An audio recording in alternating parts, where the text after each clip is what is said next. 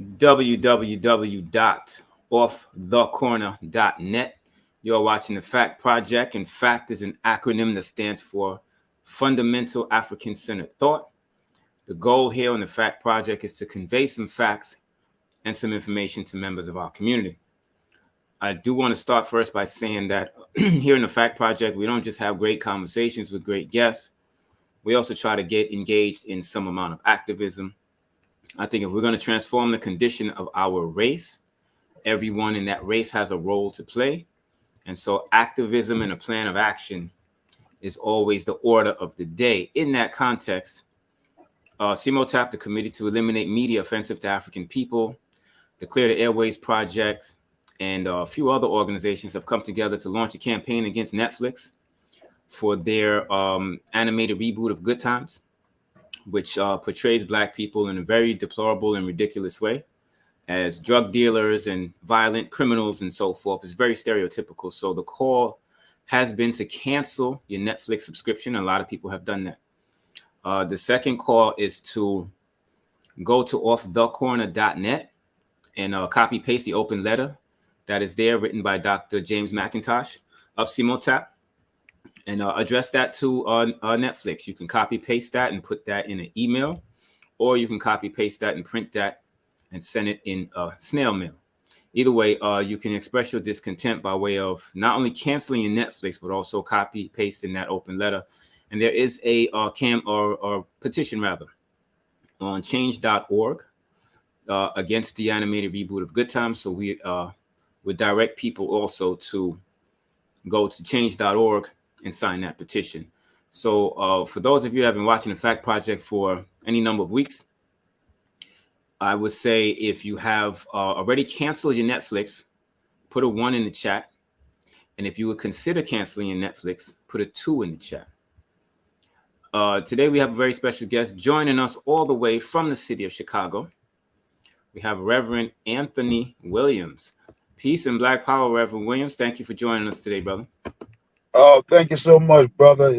It's an honor to be on your great show, man. It's really an honor, man. I really appreciate it. And then I'm really honored, man, because you're a young brother.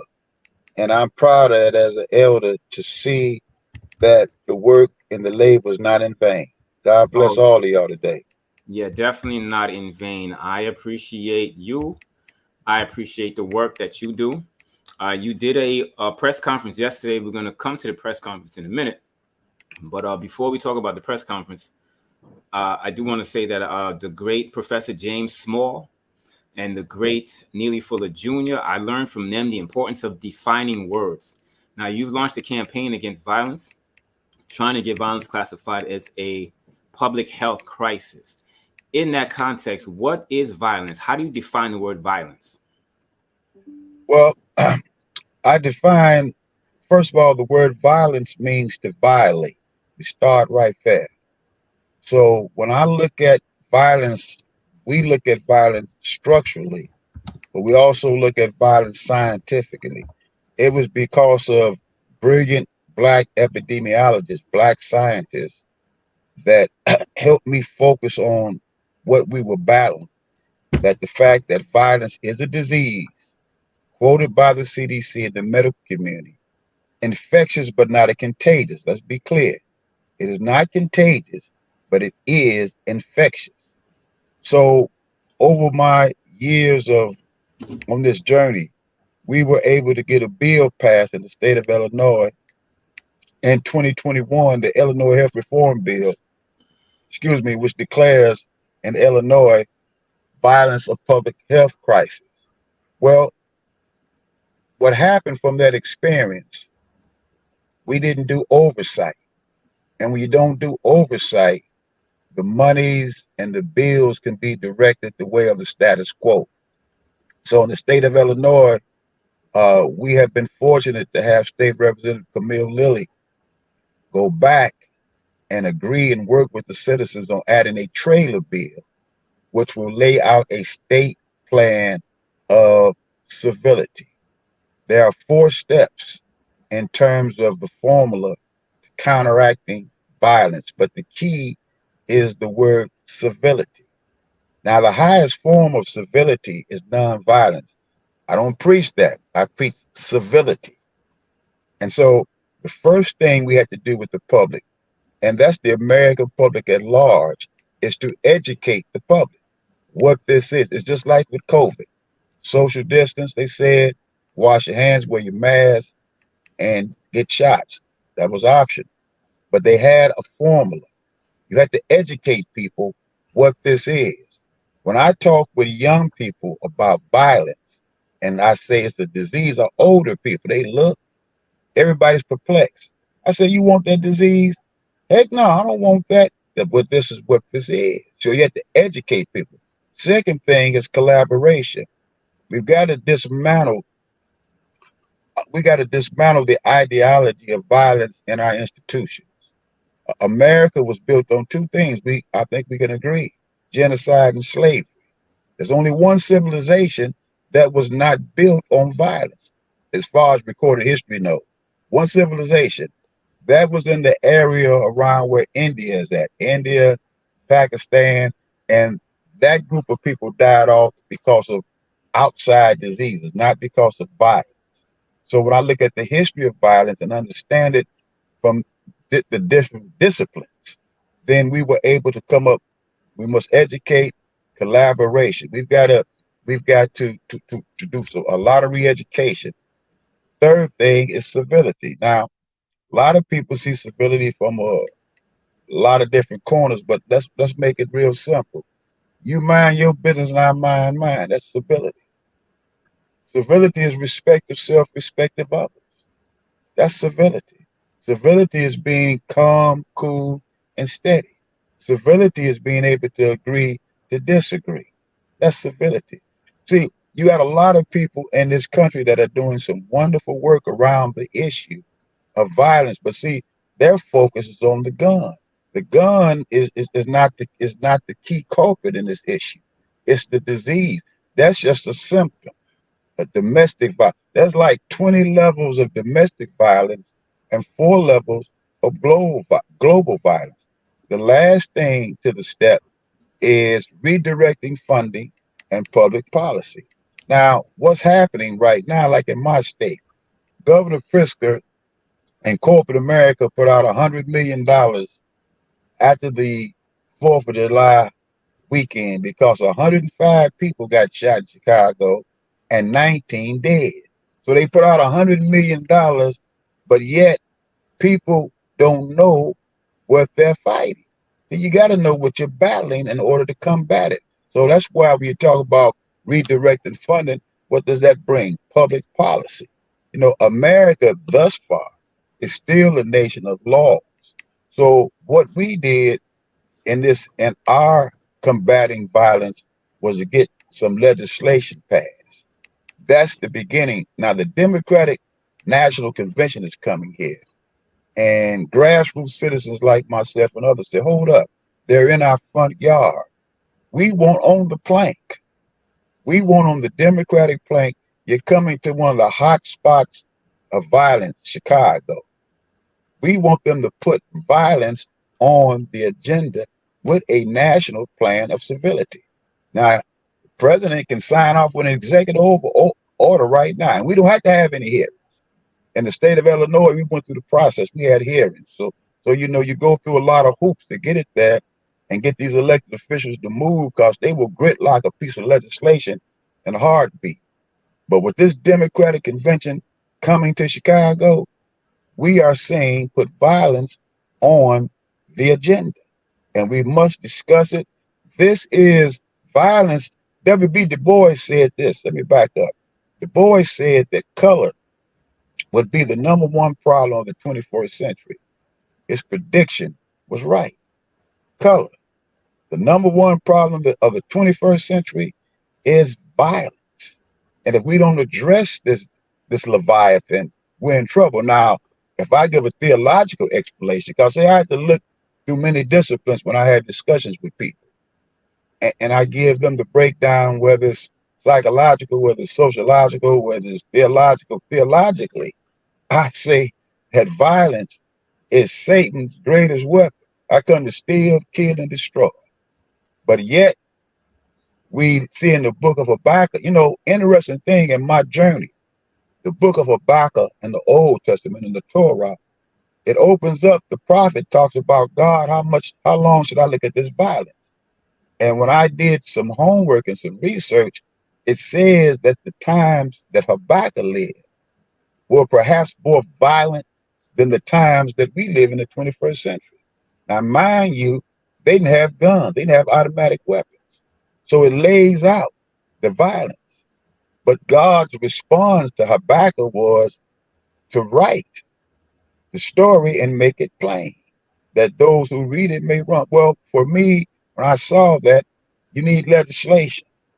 And, there's an old song says that there's 12 gates to the city. And I tell people when you're on a mission and you're on an assignment, pick a gate.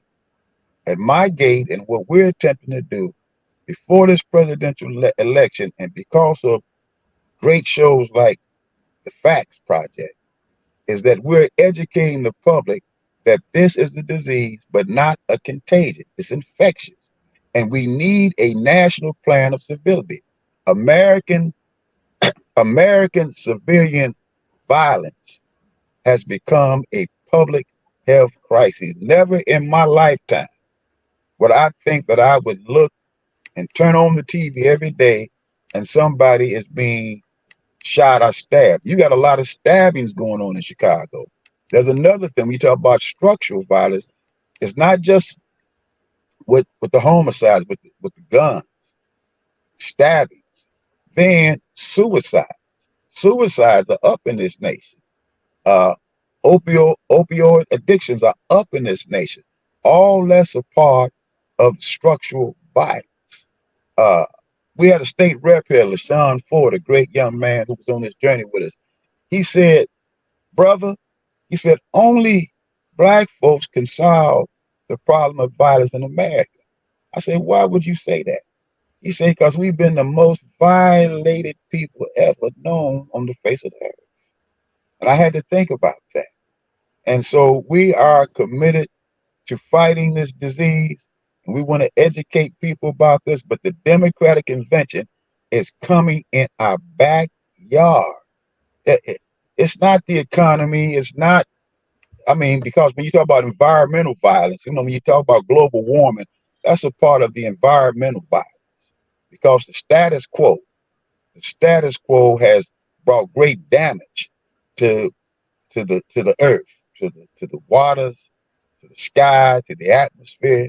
See, all that has to be addressed. That's why you use the model of civility. There are many models of civility.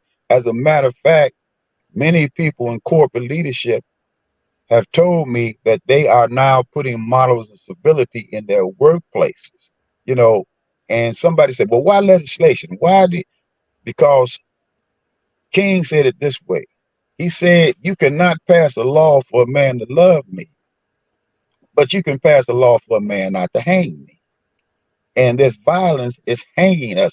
No one is safe. So if you got concealed and carry, or if it's open carry, if somebody get the drop on you, I say to you right now, you better go out blasted if you got a gun on you. Too many young people are dying. Uh, the trauma, the the violence is like a spreader. It impacts families, communities, institutions, and this trauma goes on for generations. I know from personal experience, I had a son killed. It does not feel good, not at all. Now, this journey that I'm on didn't take place because my son got killed. He was a part of the journey too, because his job was to give me research and understanding in terms of how young people saw this violence. When I first began to study violence in 206. So it's been a long, tedious journey, and the resistance, doctor, is great, but you had to keep trugging ahead. And the Democratic convention is coming here, and it would be hypocrisy if they would not address this issue. Now, you hear politicians talk about political violence. Biden used to use that word all the time. Correct.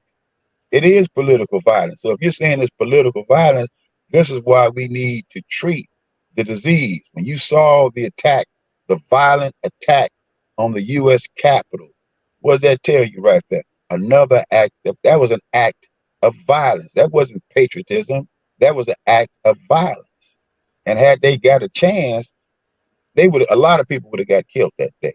So here we are, and the convention is coming our way, and we have a responsibility as citizens to act. And so we just thank you for this opportunity to give expression to the work that we're doing in Chicago, but also the accomplishment of getting a bill passed. And doctor, we got an absorbent amount of money with that bill. But what they did, because of the lack of experience, a lot of that money is being retroactive, they use the term, to pay back past bills. And so when we go back in Illinois, we can put that trailer bill in, but we can end this cycle by the Democratic Party coming out and taking a position against American civilian violence as a public health crisis with a need for a national plan of civility with 4 steps. Now, Reverend Williams, as it relates to physical violence, as Black people, we were not always like this. So from 1865, when they so-called abolished slavery, to 1965, we did not have a national epidemic of intergroup violence among Black people. And that's 100 years. That's 1 century of no epidemic of violence. So the question becomes, what changed from 1965 to now that we see such a rise in intergroup violence among us? Well, I think our value systems, our mores, and the fact that American citizens across the board, oh man, they love violence. You go to a movie. I mean, it's cultural. You go to a movie. You can't see a movie. I mean a real decent movie without somebody getting their head blown out. If you took away the NFL right now, people would go out and commit mass murders and suicides. Well, that's controlled violence. But it's like Rome, bread and circuses. You know, we got to have this. This disease is destroying us. I mean, we must work to transform the culture of violence. And what happened is that we bought in to a violent system because when you talk about Black folk, and I've been Black almost 70 years, Doc, I've never seen this type of behavior. But it goes back to something Brother Malcolm said: who taught you to hate yourself? Mm. Who taught you to hate your own kind? So I understand that psychologically. I understand that.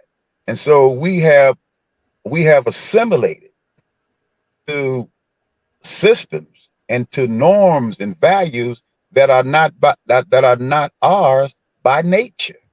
You know, when you assimilate into somebody else's stuff, you can't be your true self. And that's what happened. We bought into the assimilation of violence. Mm. I gotta, soon somebody says something wrong to me, I got to respond in a violent way instead of thinking about what you're thinking about. One of the great problems with America, why we have so much violence, is our impulsive behavior and our vanity. America's a very vain society. I mean, how many snap chat pictures can you take? 100 a day? You still look the same ugly way. You ain't changed. So I'm saying we got this with there, also there's this issue of in this violence structure, there's also the issue of mental illness. Since the pandemic, the behavior of Americans have gone off the chain. I mean, people feel there's no bounds in terms of violating. I saw on the net on the website where Black folks could be minding their own business, and some white person calls the police on them. I Mm. pulls a gun on them. I kills them. And so it's become, and then what's so dangerous when you have a demonic personality like Donald Trump running around, who is feeding the the hatred that's out here. See, that doesn't make things any better.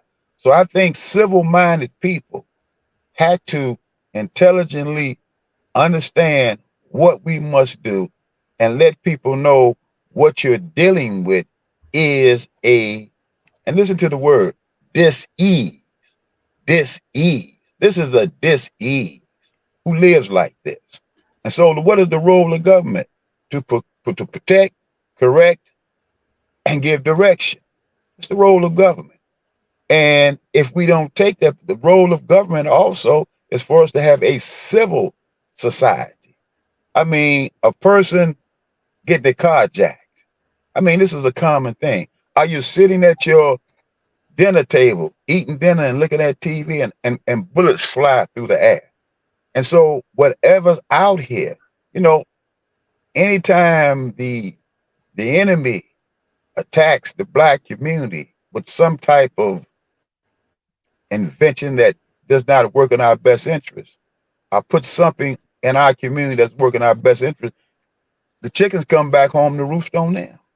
That's how you reap what you sow in life. You really, it's in the universe. You reap what you sow.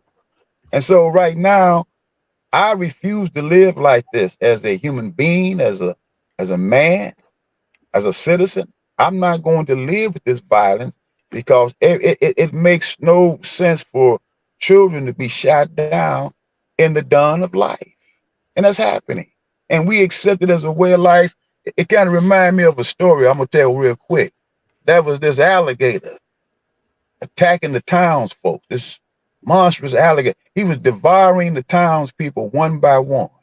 Now there's 30 of them standing on the corner in Harlem. 30 people standing on the corner in Harlem. They see the alligator. And each person says to themselves, I hope he eats me last. I hope he eats me last instead of attacking this monster collectively. We don't violence in the right direction, doctor. We're done. We can't survive. We You know, cannot survive.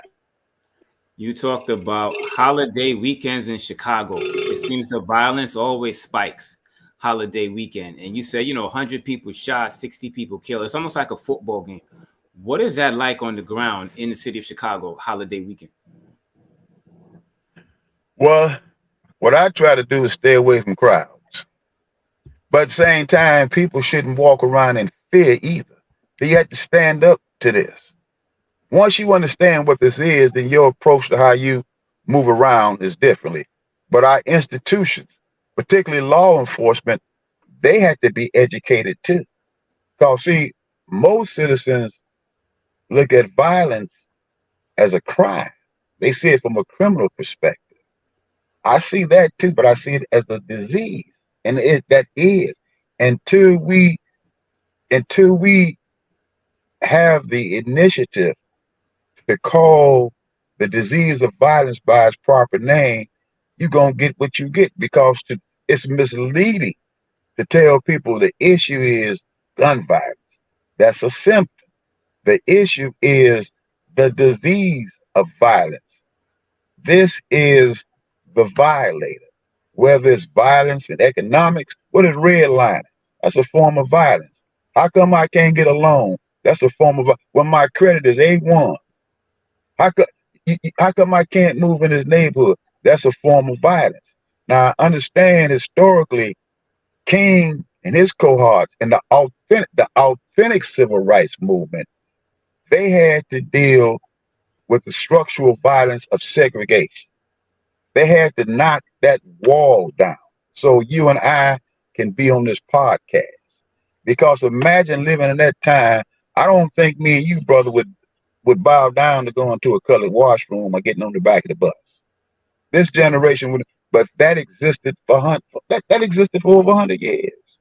That truly was a form of violence. So they had to concentrate on bringing down segregation, getting us the right to vote, and open housing. As you see the violation of the Supreme Court to turn back the clock. No more affirmative action. We ain't gonna let you use your blackness as an excuse. And any benefits that you have, we consider entitlement. We're gonna take away from you. Well, in a Trump world, a lot of these poor white folk gonna be disappointed when he takes away their benefits. Won't be no EBT cards. Won't be that. Won't be no. You get your housing voucher. This 2025 plan that I've looked and assessed, that truly is a document of violence. So right thinking people need to stand up right now. No, It ain't about your position or party. I ain't into none of that. My thing is that we cannot continue to live with this disease. And I don't care who you are, because anybody out of anywhere, something can step out of the dark and take your life. Can't live like this. So we've got to work to transform this culture of violence through education, through collaboration, through the process of civility, through the process of, of public policy and redirecting funding. Right now, you got a lot of these brothers, they mean well. They call violence interrupters. They use them in cities like Baltimore. Y'all probably got them in New York. We got them in Chicago. Well, if the brothers are still doing what they're doing, then that's waste of money. They need to be educated to be able to go out here and really speak to the brothers and the sisters that's at a certain level.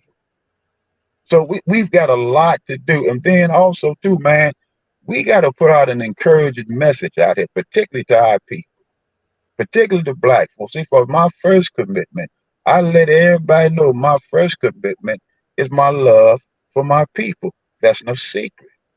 But I respect everybody. I'm pro-black, but I'm also pro-humanity.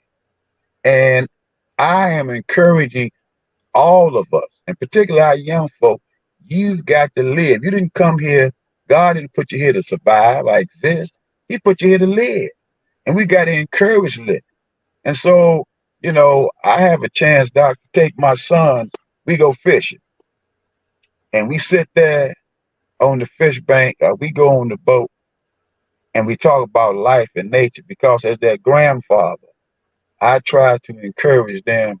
You have so much life ahead of you. And we got to encourage people to live despite the resistance, despite what happened. That's life. Life is not fair, but God is fair, in my opinion. But we're not going anywhere. You're not going to be the success you need to be unless we do what we need to do and we partnership to address violence correctly. Call this demon by its proper name. And I got to use a theological example, if you don't mind. In the gospel, Jesus goes into a graveyard. He goes there. He was requested to go there because there was this terrorist that was terrorizing the community. And they even went in there to chain him up. Couldn't chain him up. He broke the chain. They sent SWAT in there. Couldn't get him out. So they say, Jesus, since you've been doing all these miracles and you this miracle worker, go on in there and stop this demon. Stop this evil, terrible man. So Jesus walks in the graveyard. The demon runs up to Jesus, foaming out the mouth. And Jesus asks one question: what is your name? He knew the name of the man who was possessed. He knew his name. But for us, the readers, and for this generation, he called it, what's your name? My name is Legion. And so I use that example because we are calling violence by its correct name. Not gun violence, but violence, structural violence. Violence is a disease, infectious but not contagious. And the more we realize that as citizens and we speak to each other about it, you will see a resolve. When you put together a process of civility, you will see a resolve. So we had to work to transform the culture of violence. If we do not do this, then we are doomed. Despite there can be no real progress, there can be no real success, particularly in the black community, if we don't properly address this issue of violence as a disease. Reverend Williams, you have Chairman Fred Hampton Jr. in the city of Chicago, where you are. He says the city of Chicago, or the streets of Chicago, is his office. He talks often about abandoned trains being left, where young black people can access those trains, and they find abandoned guns on these abandoned trains in certain parts of the black community. What can you tell us about that? Oh, you have gun pirates. And by the way, I've been working with Fred Hampton Jr. and his mother over years, and I love him like a little brother. That is correct. But see, once again, this dysfunction by design. You know, this evil social engineering, because that's what this is. They've taken the disease of violence, and those of ill will have, in my assessment, you've tried to use it against the black community. It's like you put crack cocaine in our neighborhood. Any negative thing you put in our community, it backfires. And by putting these, like one young brother said, man, I can buy a crate of guns for $500. Mm. What? What's how many guns in the crate? 5. So I'm aware of that. I'm aware of that, and also you talk about the impact of gentrification. I mean, you all in New York have experienced it. Harlem ain't black no more, is it? Not as black as it used to be. No. Yeah, but in Chicago, you still have solid black communities. Although you've had non-citizens move into the area, you know, there's they're still not the dominant population. They won't be the dominant population for a while. You still have dominant black communities in Chicago. You still have them. But yet you can see the spread of gentrification take place. And I saw that take place. Bill Clinton, it was his administration. It was he personally that before he left office, he laid the groundwork for gentrification of urban black communities when he went and got an office in Harlem. Mm. Then he came to Chicago with that rogue Jesse Jackson. I was pastoring in Inglewood at that time, and he came to Inglewood High School to speak, talking about the new market initiative. But it was nothing but a plan of gentrification. And it was black prominent Democrats who led him into the black community to lay the foundation for gentrifying black communities. Where they're building the Obama Library, that was once a predominantly black community, people know that your mortgage is $1,500 a month. Guess what? Your mortgage is going to double. Your rent is $1,500 a month. Your rent going to be $3,500 a month. Gentrification, if not properly done, I mean, renewal is one thing. To renew a community is one thing. But gentrification is just another form of structural violence. And the people have no say. So I tell the people, you really need, it's very important to use your citizenship card right now. Because people died for you to use your citizenship card. And from my experience and what we've done is that I have now become, understand scientifically and understand with common sense that if you're not an effective citizen, you can't get anything done. So people go to argue, well, black politicians selling us out. I say, why are you mad at them? You don't elect them and you don't support them. When you venture on, I said, grandmama can cook 100 chicken dinners and they will appreciate it. I said, that's the problem. I said, now it's been done before and we can do it again. So we had to become more consistent. If civilization is going to move forward, the impact of what black folks do now is important. If America is to have the future, the salvation, my hope always lies in God. But when you look at the history of America, black folks always somehow get in a position, I pick up the mantle of responsibility and put America on the right track for my days since we've been here. And so we're in the 21st century. And I like what Ozzie Davis said before he died. And he was pondering. He said, you know what? We got to find a new way of being black in the 21st century. And I thought about that for many years. And I understood, maybe a lot of people don't understand blackness, but my father taught me, he was a Garveyite. He said it starts with your consciousness first. And the color of your skin. He said, and your culture. That's who you are. Sure. And so, I'm determined with others that when the Democratic Convention gets here, that you and I will be talking again, because in our partnership with you, I'm just asking you all to put it out there to all in New York and tell them to put violence on the agenda at the Democratic National Convention with a national plan of civility. All people have to do was Google up what I'm saying. Is violence a disease? Sure in the hell is. Is it a public health crisis? Sure in the hell is. Did the CDC say that? The CDC puts it out there. It's up to us, the citizens, and the elected officials to respond. So when I saw this 20 years ago, I was alarmed.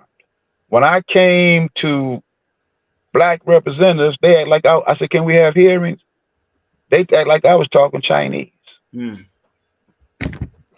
But we finally were able to succeed because I wrote an article in the Chicago Crusader after my son got killed. A grieving father's response to violence. And I kept talking about congressional hearings. At that time, I was pastoring a predominantly white church. I'm a pastor in the United Church of Christ. And Berwyn, Illinois, brother, there was a time if you was black, you went into Berwyn and Cicero, they hang you, man. Up north, they hang you. And so Lisa Hernandez, who is now the Illinois Democratic chairman, she said, let's start at state rights. She's talking about citizenship. So we started at the state level, went around the state of Illinois, East St. Louis, rough down there, baby. Rough down in East St. Louis, Springfield, Illinois, Peoria, parts of Chicago, having hearings. Same old story. When we walked, the young people and I walked from Chicago all the way to D.C. Everywhere we went along the eastern shoreboards, the average person, whether I'm in Cleveland, Philly, everywhere. Hey, this violence, this is my number one concern. Had an opportunity to do a major press piece at Riverside Church, and we gave the clarion call that what President Biden could do is sign an executive order declaring American civilian violence as a public health crisis with a national plan of civility. And I don't have to do what I'm doing anymore. So, sometimes the road is rough, but it's worth it because I get an opportunity to talk to great people like you and give you information, the story that you didn't know about. Now, if you Google my name up, you'll see years of work on the issue. And I've been consistent on saying this is what this is. But the great tragedy, like anything, and I saw this growing up in the 60s, when they put that money out there, people start hustling the issue.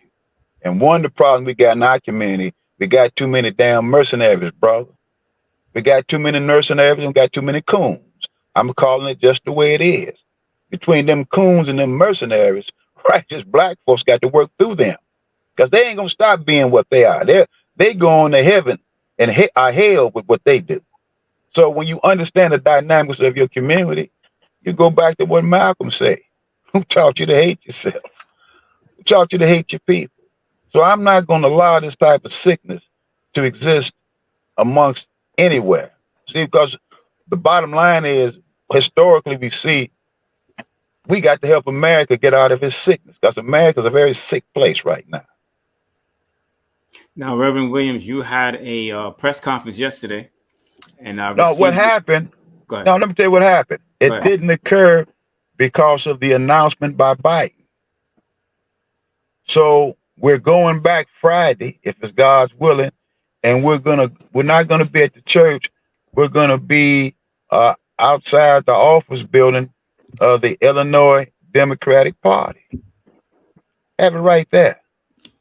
Because see, the party won't take it right there to there, and then we'll be reaching out to some of the Democratic leadership and tell them, have to be insistent. We have to be insistent. If you don't, I learned this from a great elected official, Sean Ford. Every time we go to a meeting, he would say to the crowd of people, you got to make us work. And people thought he was just saying something. And I caught on. You had to make them work. Elected officials work for you. You don't work for them. I talked to the brothers in Baltimore about duplicating what I did. And the same thing can happen in New York. If you find a a representative that you feel you can be comfortable with across the board, I would pick three. I'd pick one white, one black, and one Hispanic, and say we want hearings on civilian violence as a public health crisis and disease. Why? If they can't say it can't be done or we don't have time, they did it in Illinois. We know Brother Williams. He got the bill passed, House Bill 158, the Illinois Health Reform Bill. And from my experience, I'm sharing with you all right now, once you go through this process, and see, they'll tie you in gridlock. We want to write a white paper. I say, we don't need no damn white paper, man. We got to pass this bill. You want oversight. When you do oversight, you want to be able to identify the organizations that funding should be going to. Right now in New York, when y'all get this so-called violence money, they pick who they want to. You in Illinois, and it's probably the same way in New York, you have some agencies and some people who are already written into the budget. So they don't worry about anything. So when you have the nonprofits that are really trying to do something, they bring 100 of them. They bring 100 of them into the room and say, "Y'all got to split up $100,000." Well, that ain't gonna work too well. What we getting $500 a piece here, $200 a piece? That's what they will play you if you don't know what to do. You have to engage them and you have to make them work, but be civil with them and create a paper trail. Send an email. This is what we want. We want hearings because they're not used. The problem in America across the board got nothing to do with the color of skin. We don't know how to be participating citizens because we allow the politicians to make decisions for our lives. We've got to engage. That's why we in the mess we in right now with this Trump party. It's not the Republican Party anymore. See, Frederick Douglass was a Republican. Harriet Tubman was a Republican. That's the party of Lincoln. I told the elected officials in Illinois, well, let's be known as the land of Lincoln and the land of civility. Let's do it right here.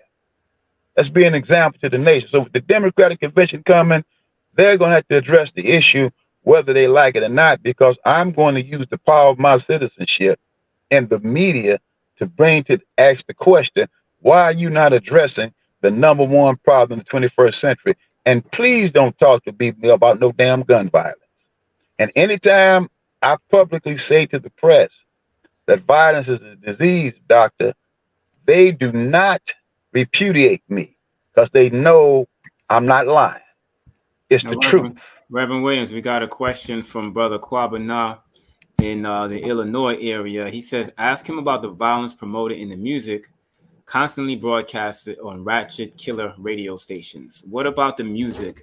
It's structural. It's structural.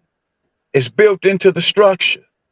Until we transform the culture of violence, we gonna get what we gonna get. Now, what the brothers in the hip hop community should do is follow people like you that's giving information so they can change their game. But see, they so locked into dollars and cents and getting something for self. See, I like what King said. This is time for us to become dangerously unselfish. You got to become dangerously unselfish. See, my thing is, what I'm doing is going to allow people to eat, even in New York. We're doing something by way of legislation that's going to have a broader perspective and a broader impact because the Democratic National Convention is coming here, and I would be a doggone fool not to get that out there. I'm not going to stand around the United Center in no protest. I'm going to keep getting ahead of them and using the media to continue to ask the question. Y'all deal with this, Kamala. She gonna possibly be the president. Ain't no way you could bring this to the Trump camp because they're violent people. They want to turn the clock back. So now, we stuck between a rock and a hard place. You better know how to benefit. I tell selfish people, for your own selfish, greedy reasons, you need to support this. So the picture is always bigger than the individual. It's about how do we move forward. I mean, those of us who are American descendants of slavery, we have been the best of the best of the best. And we got to continue to be the best of the best of the best. And you can't lead from the rear. You got to lead from the front. And you got to be prepared to understand that we are now in a state of psychological warfare. That's what's going on right now. We're in a state of psychological warfare. So you have to have discernment and understand what you're fighting. The distractors right now is all these variations of violence. Now put it under a structure and call it for what it is. Reverend And Williams, let's work towards making the nation healthy. Reverend Williams, it has been said that ignorance and poverty are the parents of crime and violence. Is some of the money that's being allotted to violence as a public health crisis, is that going to go towards eliminating ignorance and poverty as well? Well, the bottom line is, once again, the citizen cannot be lazy. I mean, those of us who know better have to do better. I mean, with the power of the web and the internet and the technology, you can see what people are voting on. There's no excuse for ignorance. You know, Johnson said the three internal problems of America is what you just quoted: ignorance, poverty, and the last is disease. Ignorance, poverty, and disease. And see, poverty of the spirit is worse than poverty of the stomach. Cause see, when you break a person's spirit, that's it. You take away their selfhood, you know, and they've been doing that to us since we've been in this country. But, you know, as Sterling Brown, you know, doing the Harlem Renaissance, man, I loved it. County Collins, Sterling Brown, and Claude McKay. Sterling Brown, strong men keep on coming. And when I talk to a young man like you, I say strong men keep on coming. Strong women keep on coming. Strong children keep on coming. I mean, if they could go through what they went through, what I'm dealing with and what you're dealing with is a walk in the park. Because had Brother King, see, King then made it easier for a person like me. I'd had to do no protest or no marching. I started a legislative process. I just had to walk it through. I had to stay on top of it. I had to be consistent. And then I was in a unique state. See, what we did here in Illinois can only be done in about 4 other places. That's New York State, that's California, Maryland. Because of the dynamics and you all have black political power and you all are considered progressive liberal states. I couldn't have did this down south in Mississippi, not even in Georgia. I mean, Atlanta's one thing, but outside of Atlanta, that's a whole different world. So understanding where I was at culturally, that was very important that I happened to be in Illinois and able to do this. But if I'd been in the other place, couldn't have got it passed, man, because they're red states. You have to be in a blue state.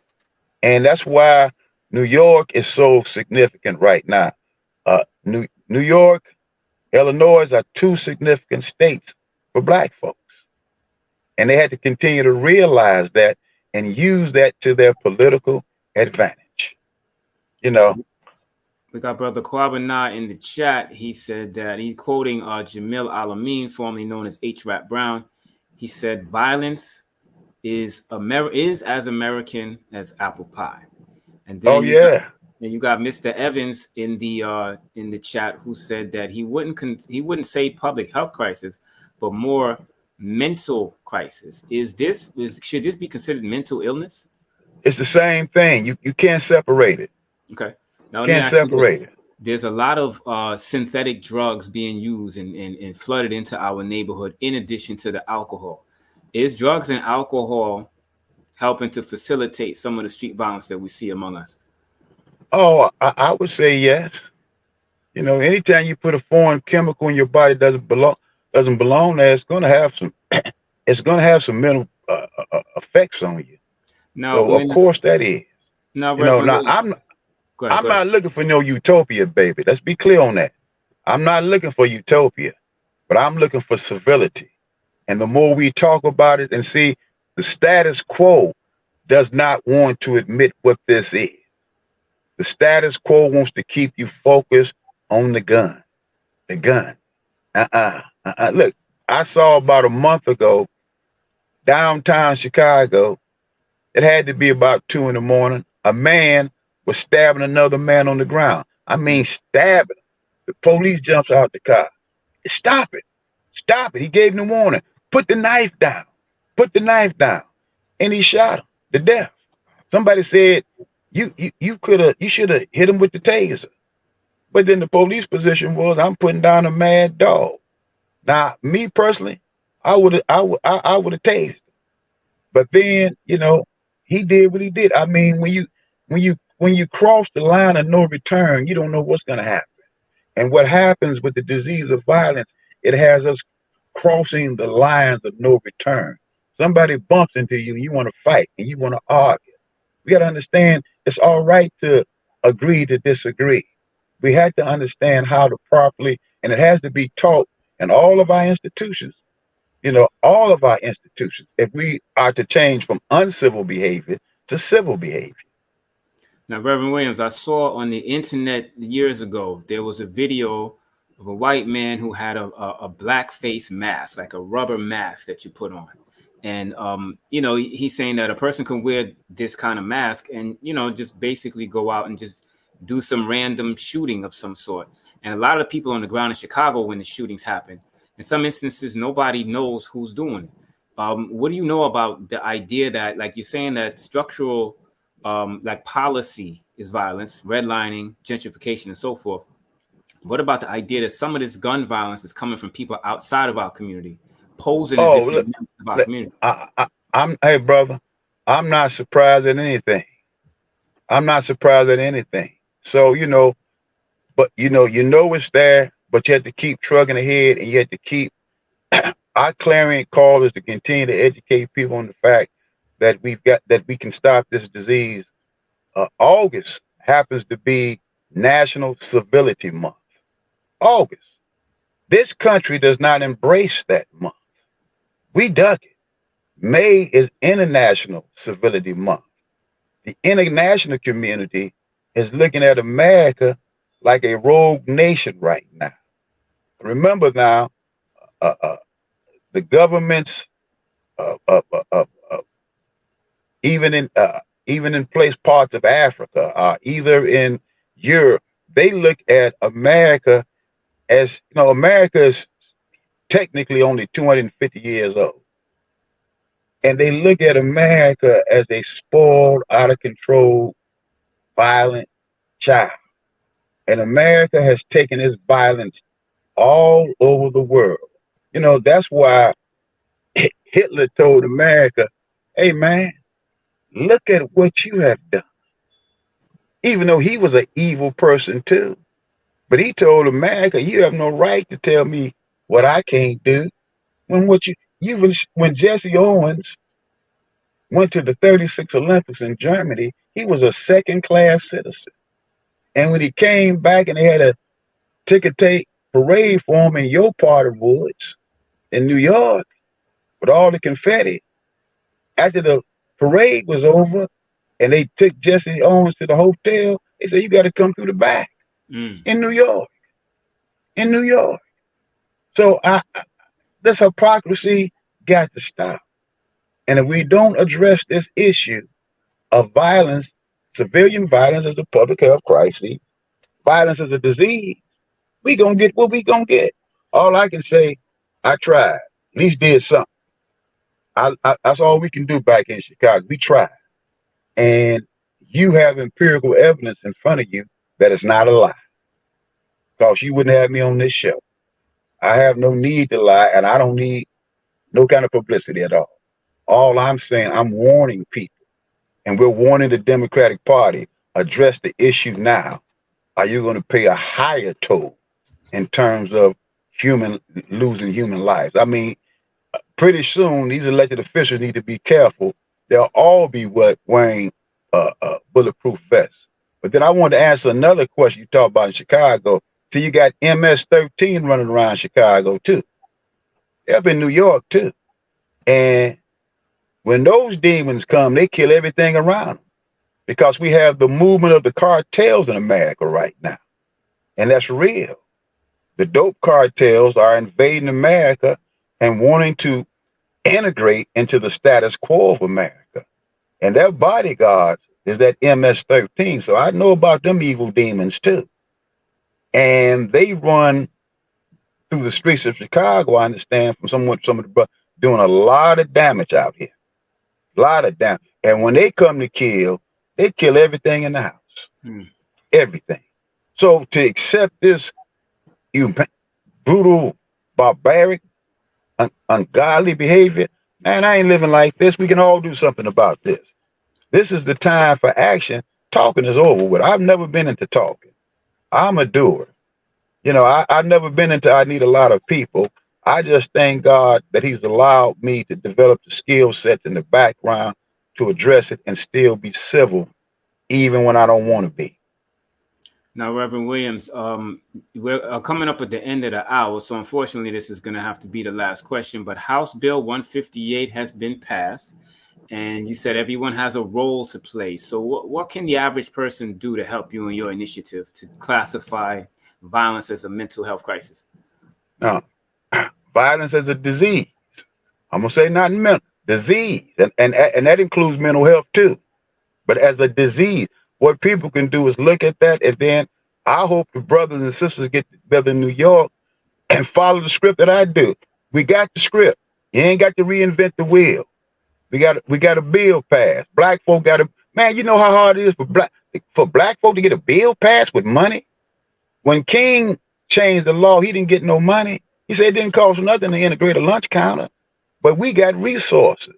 Now we're back at the table to add the trailer bill so that the proper institutions that are truly working on this and social service can get their just dues, because you got too many people in Chicago and New York working out their pockets to make a difference in the community.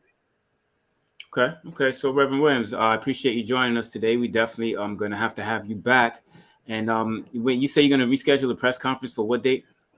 We're gonna try to schedule it for Friday, and I will send you a copy of it. But Definitely. brother, I just thank you for your leadership and love all of y'all in New York. And it's bigger than us, and we've got to move forward for our ancestors. We can't live like this. I refuse to live like this. If you're gonna be a man, be a man. Do it right. And this is the time to change history for the better. We have an opportunity, and I hope people's eyes are open to seize the moment and seize the time. Yes, Reverend Williams, again, thank you for joining us. I'm very sorry to hear that you lost your son to gun violence in the street, but we appreciate what you do, brother. Oh, brother, look here, love you. You my man, brother. Anytime you come to Chicago, dinner's on me. Okay, I like that. I'm going to keep that in mind. All right then, brother. Peace. All right, peace, brother. That's Reverend Anthony Williams joining us all the way from Chicago, explaining to us that violence is a mental health crisis. I want to go out on a few announcements. We have the campaign started by Brother Ajay Taimba to support our brother Deruba bin Wahad, who was a New York Panther, a political prisoner, and continues to be a long-distance revolutionary for our people. Brother Deruba is dealing with some health challenges. And so Brother Ajay Taimba of Harlem Liberation School has started a GoFundMe to support Brother Deruba and raise money to help him pay for some of his medical expenses. The link for that is in the chat. The GoFundMe for that is in the chat. And also, I would direct people to Harlem Liberation School, which was created by our brother Ajay Taimba, or the YouTube link for that is also in the chat. And I would also encourage everyone to subscribe to Harlem Liberation School so you can get more conversations like this one. We want to thank everybody for joining us. We want to thank everyone that chimed in the chat. We got Bot Ricks. We got Sam Sun in the house. Salute to him. Brother Kwabena Rasuli and Mr. Evans. I want to thank everyone for chiming in on the chat. And join us again next week right here on the F.A.C.T Project for Blast Radio. Salute to DJ Tiger.